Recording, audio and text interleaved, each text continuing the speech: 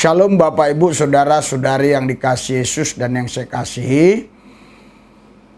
Dulu sebelum pandemi kita pelayanan penginjilan ke mana-mana, bahkan ke kantong-kantong yang non-Kristen.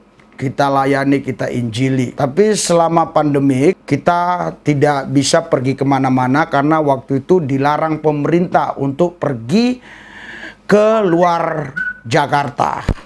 Kalau mau pergi keluar Jakarta harus pakai surat-surat yang begitu sangat ribet administrasinya.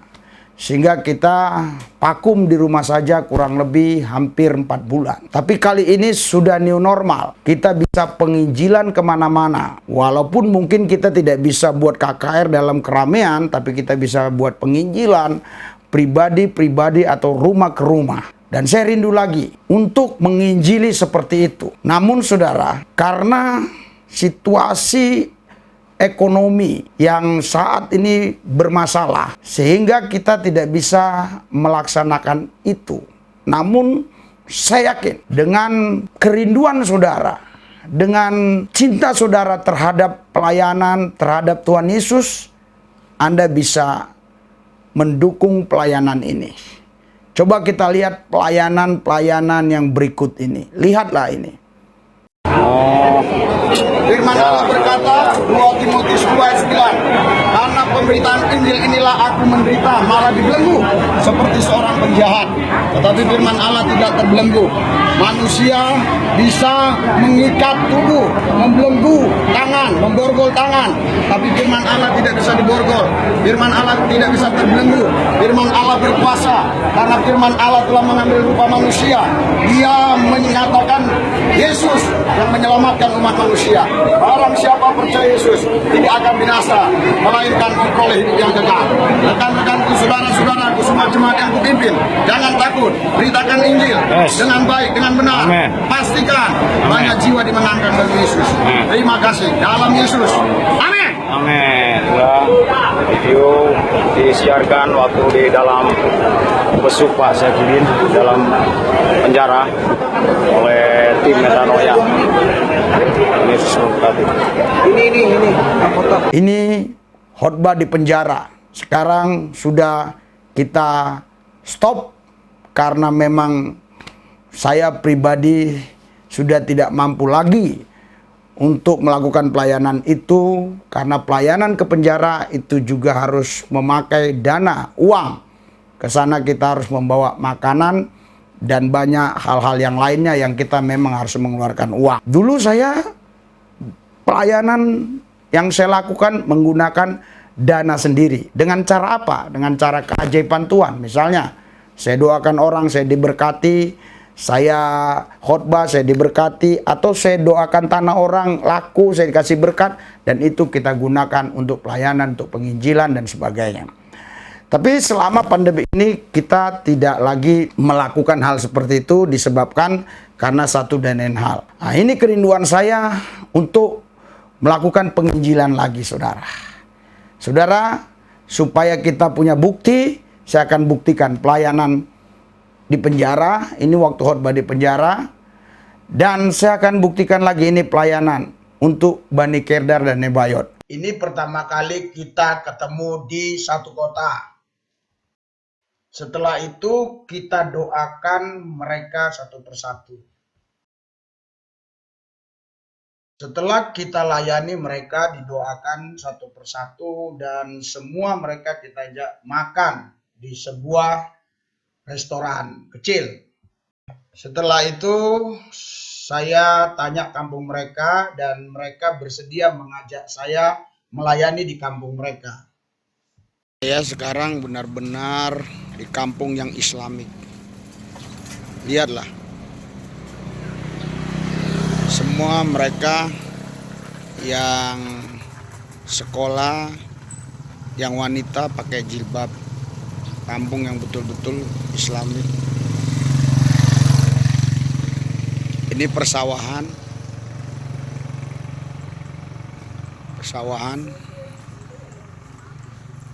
Ini rumah yang tadi kita layani. Ini lihat, mereka benar-benar Islamik nanti ya. Kita lihat ya. biasa nih. Saya sekarang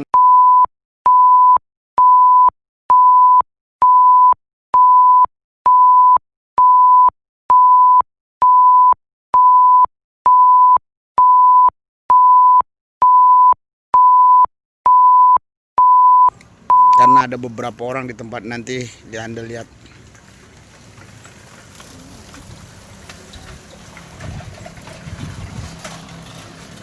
Setelah kita sampai ke kampung mereka, kita doain keluarga mereka satu persatu. Salah satu kakek ini adalah kurang pendengaran, makanya saya harus bicara kencang dengan dia. Jeneng, Jenenge jenenge Sunan Sunanto.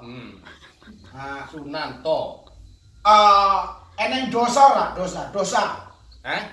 Eneng dosa nggak mbak Gusti Allah, Gusti Allah. Ora, suci dong. Masa mana eneng wong suci? Nggak eneng wong suci. Makanya karena nggak eneng wong suci, kita butuh pengampunan.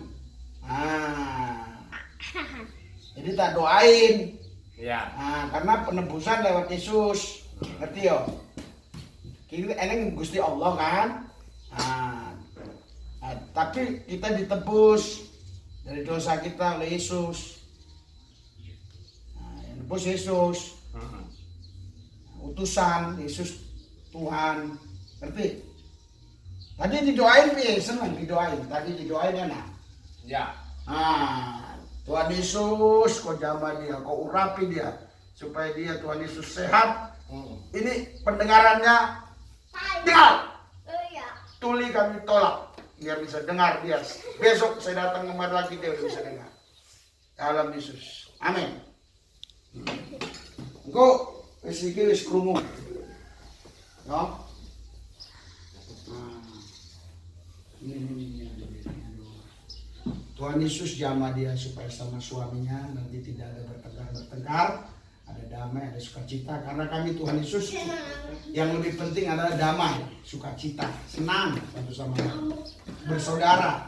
Ini saudaraku, saudaraku, semua saudara. Dalam nama Yesus, amin. Oke, amin ya.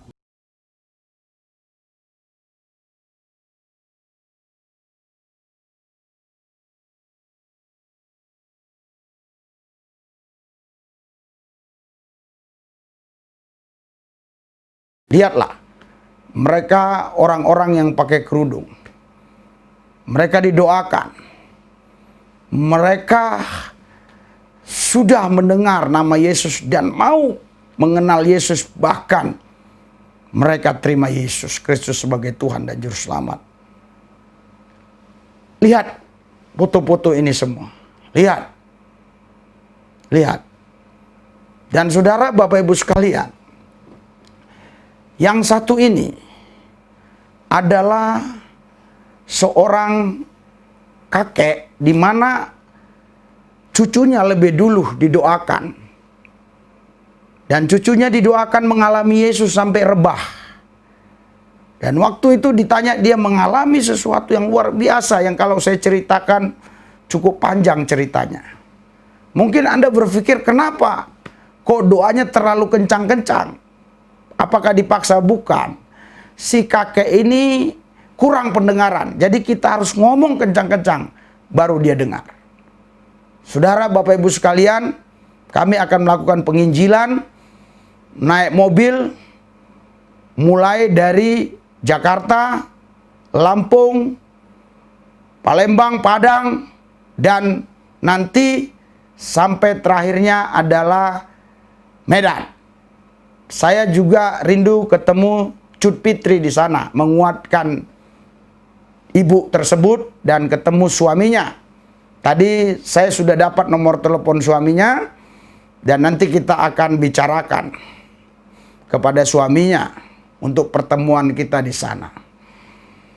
Bapak Ibu sekalian, ini semua memerlukan dana yang cukup banyak dalam perkiraan saya, selama perjalanan kita kurang lebih sebulan ini bisa menghabiskan dana mungkin hampir 50 juta. Bahkan lebih dari 50 juta. Itu hanya untuk biaya mobil, penginapan, dan seterusnya dan sebagainya. Karena kita tidak minta bantuan dari orang-orang yang kita layani supaya kita dikasih nginap di rumahnya. Karena kita tim. Karena yang kita layani itu pun nanti belum tentu rumahnya besar. Pasti kebanyakannya rumahnya kecil-kecil. Ada yang karena kenalan di FB, ada yang juga memang karena nanti jumpa langsung, tiba-tiba karena Roh Kudus. Yang jelas kita khusus pelayanan yang non-Kristen. Nggak usah saya sebutkan selanjutnya, Anda sudah lihat tadi video-videonya.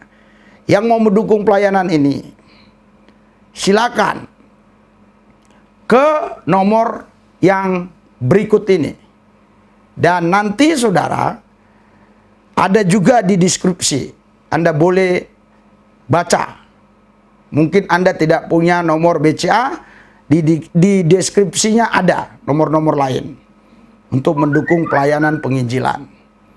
Selama saya buat YouTube, sudah kurang lebih 3 tahun, baru kali ini saya melakukan hal ini. Karena beberapa hari yang lalu, saya melakukannya untuk seseorang yang dari Aceh. Dan puji Tuhan, kata beliau, sudah dapat cukup untuk dia kalau mau berangkat penginjilan. Kalau saya nggak salah, dia dapat sudah 30 juta. Waktu itu dia kabarkan begitu. Ya, itu tidak pakai nomor rekening saya, nomor rekening dia.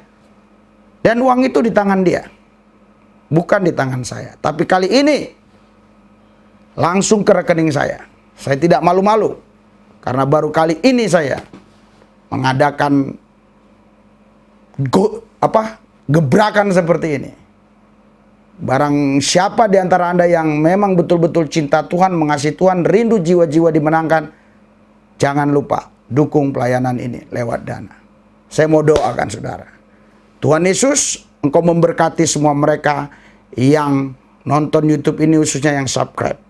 Supaya mereka mendukung pelayanan ini lewat dana, doa, dan pemikiran, dan masukan-masukan. Lewat apa saja mereka bisa dukung. Dalam nama Yesus saya berdoa, haleluya, amin. Saudara, Bapak Ibu sekalian, Anda bisa bayangkan ya, kalau kita mengharapkan orang kaya, belum tentu orang kaya itu bisa memberi. Apalagi kita tahu dia kayaknya waktu sebelum pandemi, sekarang mereka kekurangan. Tetapi kita jangan menyerah karena pandemik ini. Kita menyerah. Wah, kita nggak bisa penginjilan lagi. Di sini bisa tetap kita lakukan penginjilan, berat sama dipikul, ringan sama dijinjing. Caranya bagaimana? Caranya asal saudara tulus dan ikhlas. Bayangkan kalau Anda memberi 50.000 saja. Kalau ada 1.000 orang. Karena subscribe kita sudah 129.000 lebih. Bayangkan kalau 50.000 saja. Anda ngasih. Berapa jumlahnya? Tapi kalau 1.000 orang saja.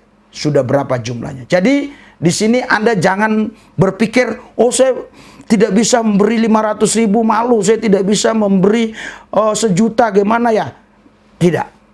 50.000 juga itu berharga. Karena Tuhan Yesus pernah berkata kepada murid-muridnya, siapa yang paling banyak memberi di antara mereka? Murid-muridnya salah menjawab. Yesus berkata, yang paling banyak yang memberi 2 peser. Janda yang miskin itu, karena dia memberi dari apa yang dia miliki. Hanya itu yang dia miliki, itu dia beri semua. Ada orang punya uang 100 juta, dia ngasih cuma 1 juta. Ada orang punya uang hanya 500.000, dia kasih 300.000. Banyakan mana? Atau dia kasih cuma 100.000, banyakan mana? Saudara, Bapak Ibu sekalian, jangan engkau melihat nilai jumlah uang itu. Tapi lakukanlah ini dengan tulus, pasti hidupmu diberkati. Amin.